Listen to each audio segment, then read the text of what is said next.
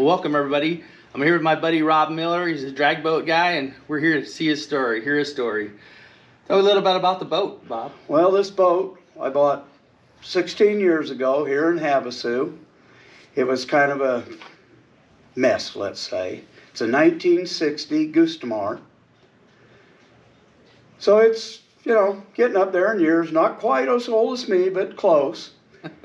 And we took it back to my muffler shop in Utah and rebuilt it. And now it is the world champion for this year for Arizona Drag Boat Association River Racer. And it is a ball. And all you got to do is watch Jason Havasu. He's got some good pictures of it. And come to the races. So hey Rob, tell me a story about these golf balls. Well, these are pretty neat golf balls. One of these, actually, if you look up here, you can see the big dent in the roof because I forgot to take them out. You started the motor? Started the motor and you shot golf balls in the ceiling? Cranked the motor over, and then when they started banging and banging, I realized, oh shit, I better get these golf balls out. It's funny, I gotta tell you a funny story about Rob. The first time I met him, my wife and I it was about a year and a half ago, we were at a local restaurant in Havasu, looking to have some dinner, and we go into the restaurant, and it's like a 30-minute wait, and Rob and his wife walk in a little bit later, a few minutes later, and same thing for them. But I could tell the booths were empty, but I don't think they just wanted to give a bigger table to just two. So I asked Rob and his wife if they wanted to join us so we could get a table and get in sooner, and he agreed, and created a friendship that, long lasting, I hope. I mean, he calls me every week before the drag boat races, and we head out, and it was a great time. I mean, it happened to be his birthday, and I'm going to show you a picture here in a second of him enjoying his birthday at the restaurant and having his favorite drink. Remember that, Rob? I remember that big old Bloody Mary, and I'll tell you what, it's one of the best Bloody Marys I've ever had. Had shrimp, lobster, pork loin, you'll see it on the glass. It was a lot of fun. We become friends then, and hopefully forever. I think forever. Hey, so tell me about the motor in this boat. This motor is a small block Chevy. It's a 383, and it just keeps going and going and going. What do you figure the top speed is? Top speed is probably 600 feet and 90 miles an hour. It slows down after that. This boat is pretty much all original except for the steering. I lost the original steering 3 times in it and decided it was time to change the steering, but the Cassell V drive is all original. It come with a small block Chevy in it, has the stationary plates. I mean, this boat is pretty much a 1960 boat. So I noticed, like, when you're out in the water, you get ready to go, or you reach back, and you what are you doing? You putting that in gear, or what are you doing? No, I'm turning the battery on. That's the what gear, does that do? The battery is shut off, so because we don't have an alternator, and so I just turn the battery off so that there's no juice and it's sitting there. And then I turn the battery on, and that turns everything on so I can start the boat. And then the shifter down here, you reach down here and pull it in gear down there, and it just has neutral and forward. But back here, you just can reach back here and turn the switch to turn the battery on so that the boat will start and run. So the runs are what, 1,000 feet? 1,000 feet, and the boat will do 9 seconds, but we've slowed it down to 10 seconds by changing carburetor. We used to go a little faster, but... So you're in a bracket. I mean, where's your number? You got to be right at 10 seconds? You can go 10 seconds up. I mean, if somebody's got a regular ski boat and they want to race it, and there is a few just regular boats out there, pleasure boats, that turn 14, 16 seconds, 10-second boat, it's like the drag races in cars. With a 10-second boat, I have to spot the guy it's 14 seconds. I have to spot him 4 seconds before I can take off. Well, I got you. So you hear a little noise here in the background. We're in Rob's garage. I thought it'd be cool to do this interview in his boat. So there is a little traffic in the background. Don't let that bother you.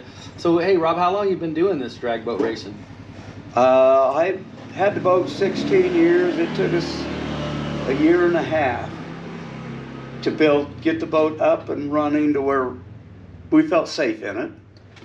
And I've been doing it for 14 years. Was there like fiberglass repair that you had to do to the boat? Or? Well, the boat was all primered and it was kind of a mess, and it just hadn't been taken care of. When I bought the boat, I bought it here in Lake Havasu. I paid for the boat, motor, and trailer. I paid $1,500. If that tells you what kind of shape the boat was in. You're probably gonna make money if you sold it today, wouldn't you? Probably, but yeah, it ain't going nowhere. It ain't going no place. I mean, if somebody offered me $500,000 for it cash, I might sell it. I got you. Because we are building another one. My daughter wants to take up boat racing. So we're building a Beesmeyer for her. And this boat's called Old School, and we're going to name her boat New School. Just for the fun of it. So when's the plans on getting that up and running? It'll probably take a year and a half. So maybe 2006, 26 it'll 26, possible. Possible. Problem we've got is my son is building a house, and he is the one that is kind of building the boat. So to get it done, he's got to get his house done so we can have a place to build the boat. So, I mean, this is more of a hobby. You had a muffler shop, you said? Yeah, I owned a muffler shop for 30 years. And so the exhaust is pretty good on this thing? Oh, yeah. Yeah, we changed it a little here and there, but it was a custom shop. That's basically what our work was. What are the headers on this? These I built. You built them? Oh, yeah, I built them. They're all custom headers? They're all custom headers.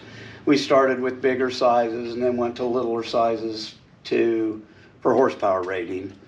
Yeah, I remember the last time I was out, I'm like, man, the water's so glassy, it's too smooth, and you said, no, I don't like it. What is it that you like or what not like about that? Well, the smooth water, this being a true flat bottom, after it starts bouncing, stops bouncing. Halfway down the track? The boat will settle down and slow down because the boat is in the water and I don't have a plate like 98% of the other boats do, that I can adjust it to bring the front end out of the water. Okay. So the boat settles down into the water and slows me down. Well, I noticed, I mean, once it does stop bouncing, and it's a violent bounce. I mean, you're good, because it looks to be about 10 feet out of the water with the nose of this boat. You'll see in the videos we're going to have attached to this video. But yeah, it's like, looks like you're taking a pounding. Hey, tell me about this helmet you wear, because it looks vintage as well. It is. It's an old school helmet. Don't have the face shield. It's open-faced. I do wear goggles, but when I got into racing, I wanted to stay, let's face it, old school. Yeah. Because that's the name of the boat.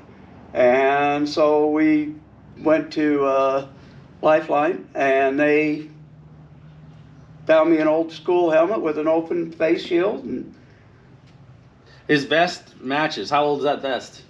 The vest is actually a legitimate legal vest. It's not that old, and we have it just looks that way. Yeah, we have it recertified every 3 years. Because one thing about it, regardless, if you're going to race, you want a good life jacket, because that can save your life. If the boat crashes, you don't want to cheapen on a life jacket. That's for sure. I see a lot of people out that have cheap life jackets. It's like when me and my wife go out in this and play just on the river, we both wear a good life jacket. What does your wife think about racing? She enjoys it. She enjoys, you know, the... She's a little nervous when you're out there running? Yeah, a little.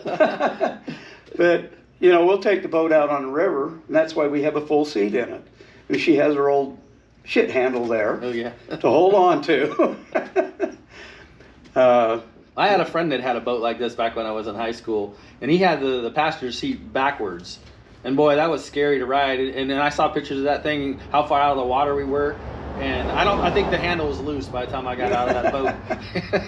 But, you know, it was a fun ride. We used to go to Big River a lot and play down there. You don't take this out on the lake in Havasu, do you? Or you just, or do We you? go down on the river because the lake is too rough. Choppy, yeah. Too rough. And we got to idle out Right. for quite a ways. And it don't like to idle towards don't have a wake. Okay. It always has a wake, and if you're in a wakeless speed, you should be wakeless speed. Excuse me. Hey, so what else? You know, some boats I notice get pulled out, like a jet ski will pull them out to the line. You actually idle out to the line. What makes that happen? I mean, what's the difference in those boats? A lot of boats are a lot faster. They don't want to fire them up. Okay. Me, I want to warm my boat up. So driving it out to the start line, we are warming the boat up so that the motor's warm, Okay. because it runs better when the motor's warm. When you do your practice runs, how many practice runs? Does it depend on how the car is running? You know, when you like Friday's usually like test and tune day. So what are you looking for that day? I mean, you run out one time and it runs great. Are you done? Or Oh no, we'll run 5 to 10 times. For the pure and simple fact, we just want to run the boat. You know, this boat is really, really consistent. It can sit in this garage for 3 months. I can take it out. It'll fire right up, and we'll run. And we'll run 10 seconds. Yeah.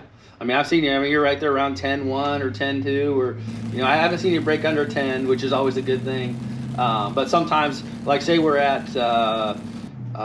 Pirate's Den, is it much different there than the other, the casino down the road? Or? It is. The current in the water is a little different. Other than that, it's really not much different. It seems wider down at the casino. It's actually a pretty nice venue down there. The casino, the Blue Water, is really a neat place to be. For the pure and simple fact, you can see the whole race from our pit. Where at Pirates Den up there, you can't see the race, the whole race from our pits. Right. It's a long walk. I do it every time. I tend to walk down to try to get the videos so I can get the start. I mean, the start's important, and sometimes I miss the end, but you can't be at both places at once. No, and you're going all, you know, La Paz County Park. It's a nice park. But Blue Water, the setup of it is better because my pit's always at the finish line. Well, that isn't why. Blue Water is where you just won this 2023 championship. That's why you like Blue Water so much. Yeah, we did good this year. We walked away with three first place trophies. Now, is that your best year doing this, or? Well, yeah, kind of. We generally always place first sometime during the year. But to be truthful, I'm not in it to win. I'm in it to have fun. Yeah, and when you're not having fun, you're drinking beer, right? That's right. After I don't drink and drive the boat. Again, who's your sponsor? Wasatch Brewery out of Utah. Oh, that's pretty cool. You have to check it out. They are really, really a good sponsor and really, really good beer. Well, a lot of times they'll bring out beer at the race, and he'll hand it out to people when the sponsor brings it out for different events. It's pretty cool. We always have coolers full of beer. Full of beer. Full of beer, yes, they're always full of beer. So how many years you got left in doing this? You think? I'm going to retire in 5 more years. I'll turn 80 years old. And then I'm going to sit in the pit and drink beer. I'll just sit back and drink beer. Wait. Now you brought up golf here. So what's your rule when you play golf with you? When you golf with me, you play by my rules. You drink a beer hole. If my ball don't go where I want it to go, I pick it up and put it where it is, because that way we're not slowing down the people behind us. and we're getting to the hole quicker to where we can have another beer. So at the next race, is it at Parker at the Den again? It's and that's at in the Blue February? Water. Oh, it is at Blue Water. It's in at Blue February? Water. Yes, it's the 2nd, 3rd, and 4th at the Blue Water, 2024. 2024. And then the next one is in March, and then we have one in April, and then we have one in October. I think three of them are at the Blue Water, and one is at La Paz. So they run these, obviously it's hot in the winter time. Does the boat run better in that time than it would in the summer? Or? This one, being naturally aspirated, runs better than when it's cold, than when it's hot. Because I don't have the computer that I can change all the stuff like 98% of the boats have. Where they get in and they change their computer and stuff like that. It's like, I know a lot of them that will sit in their trailers and change their boat speed as their computers, the boat's going down the lake. How we check the wind to find out what we're going to do is we go, yep. I mean, is there much maintenance on this boat? I mean, it's this pretty boat simple. has no maintenance. I mean, it really don't.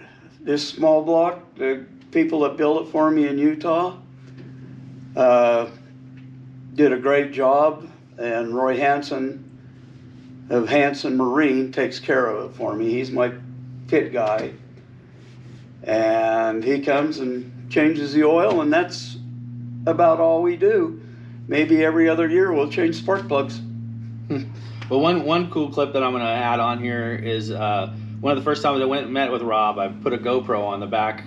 You'll see him hit the battery. Like I said, it clicked, so I thought he was putting it in gear. But you'll see the whole run from the back behind him. You'll see him in that vintage helmet, with that vintage vest.